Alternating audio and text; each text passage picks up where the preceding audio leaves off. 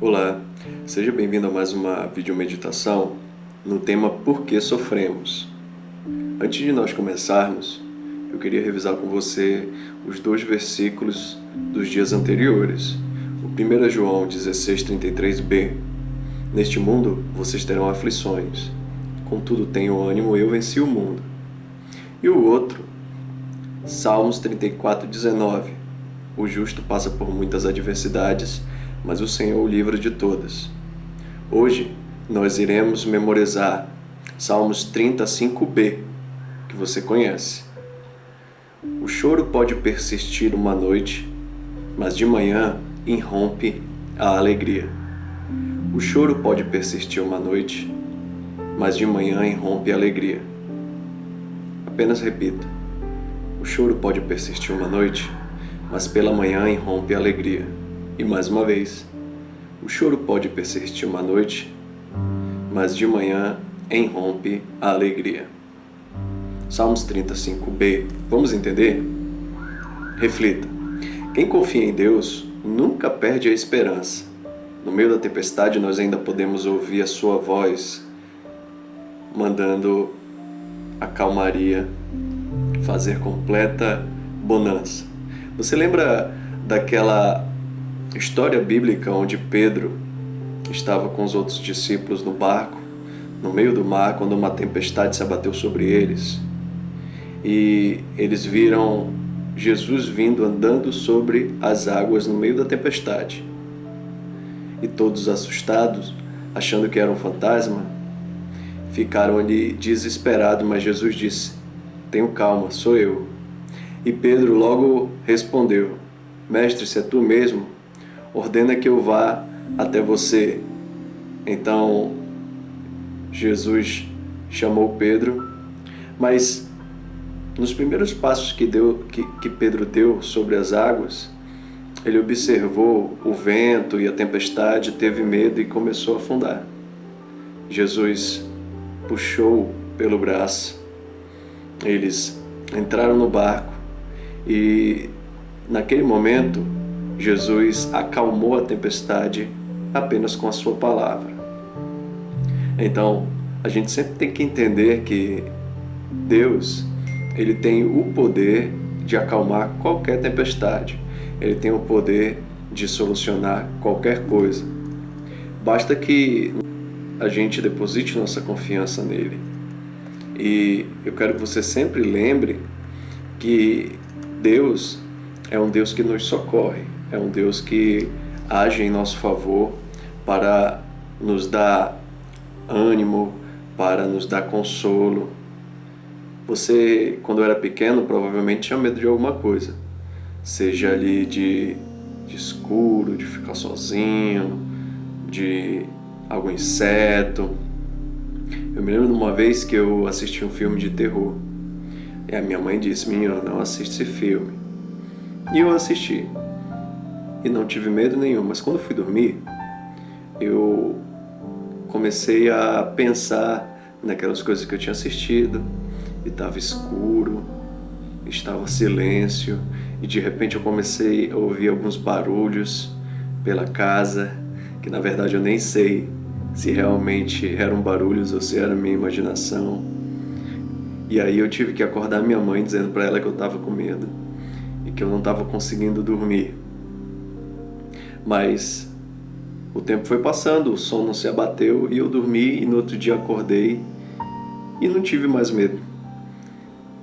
O que acontece é que esses momentos de dificuldades, esses momentos de assombro e de medo, eles passam, eles são passageiros.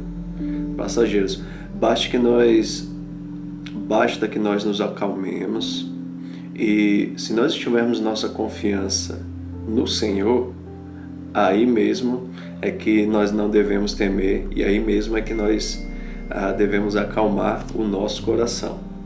Vamos ler aqui alguns versículos para aí trazer mais entendimento sobre isso que a gente está estudando. Salmo 119:92 diz: "Se a tua lei não fosse o meu prazer, o sofrimento já teria me destruído." Na verdade, nós que cremos no Senhor, nós encontramos grande consolo na palavra de Deus.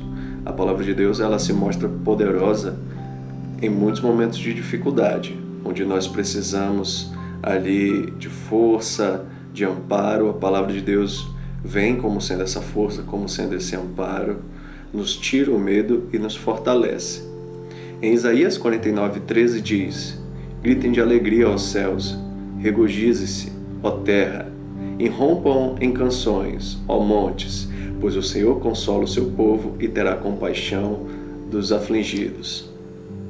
Como eu disse para você lá na frente, o Senhor é um Senhor consolador, é um Senhor que Ele age em detrimento dos aflitos, que Deus ele promove em nós a calmaria nas tempestades do nosso coração, nas tempestades das nossas emoções.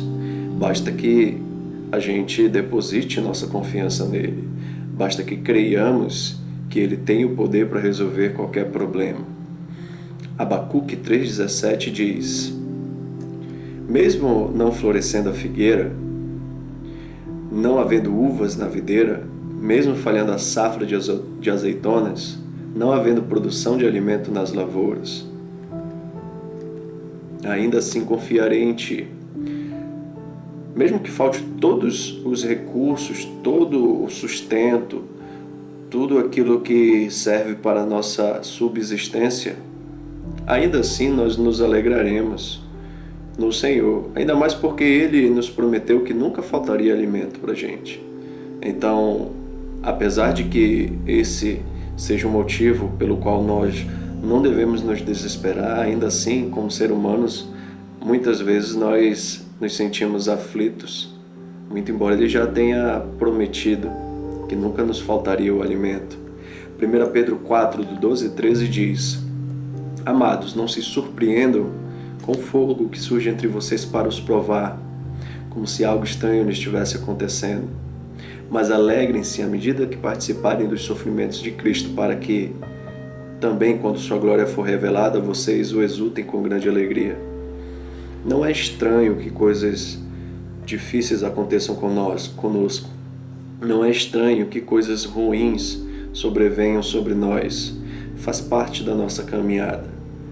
Mas devemos nos alegrar em Cristo, pois da mesma forma que participamos dos seus sofrimentos, também participaremos da sua glória.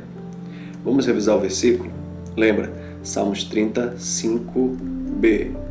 O choro pode persistir uma noite, mas de manhã irrompe a alegria. O choro pode persistir uma noite, mas de manhã irrompe a alegria. Ou como a música, o choro dura uma noite, mas a alegria vem pela manhã, da forma que ficar melhor para você. Salmos 35b. O choro pode persistir uma noite, mas de manhã irrompe a alegria. Vou contar uma história para vocês muito legal que foi adaptada do livro Mananciais. Preste bem atenção. A tristeza era bela, mas sua beleza era como a beleza do luar, quando passa através dos ramos das árvores, na mata, e forma pequenas poças de prata pelo chão. Quando a tristeza cantava, suas notas soavam como o doce e suave gorjeio do roxinol, e em seus olhos havia aquele ar de quem cessou de esperar pela vinda da alegria. Ela sabia compadecivamente chorar com os que choram, mas alegrar-se com os que se alegram era desconhecido para ela. A alegria era linda também, e sua beleza era como a beleza radiante de uma manhã de verão. Seus olhos ainda traziam o riso alegre da meninice, e em seus cabelos pousava o brilho do sol. Quando a alegria cantava, sua voz se lançava aos ares como a do bem-te-vi, e seus passos eram como os passos de um vencedor que jamais conheceu a derrota. Ela podia alegrar-se com os que se alegram, mas chorar com os que choram era desconhecido para ela. Nós nunca podemos estar unidas, disse a tristeza pensativa. Não, nunca. E os olhos da alegria ficaram sérios quando respondeu. Quando ela acabou de falar, ambas tiveram consciência de uma presença próxima, indistinta, mas com aspecto de realeza, e uma atmosfera de reverência e santidade as fez ajoelharem-se perante ele. Eu o vejo como o Rei da Alegria, murmurou a tristeza.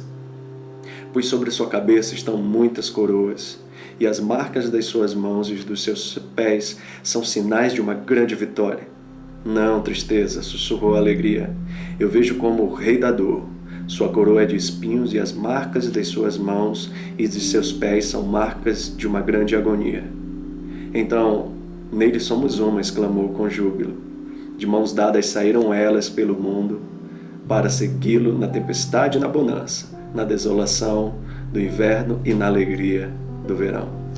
Com essa história nós podemos perceber que tanto a bonança, tanto a calmaria como as dificuldades, elas andam juntos e se revezam de uma forma perfeita.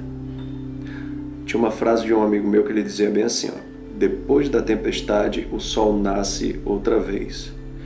Podem vir as tempestades mais rigorosas que existem, mas sempre o sol voltará a brilhar dia após dia. Por isso, não se entristeça, não se desanime. Passe pelas tempestades da vida. Nós temos que decidir então, e a nossa decisão durante toda essa semana tem sido de suportar os sofrimentos, de perseverar.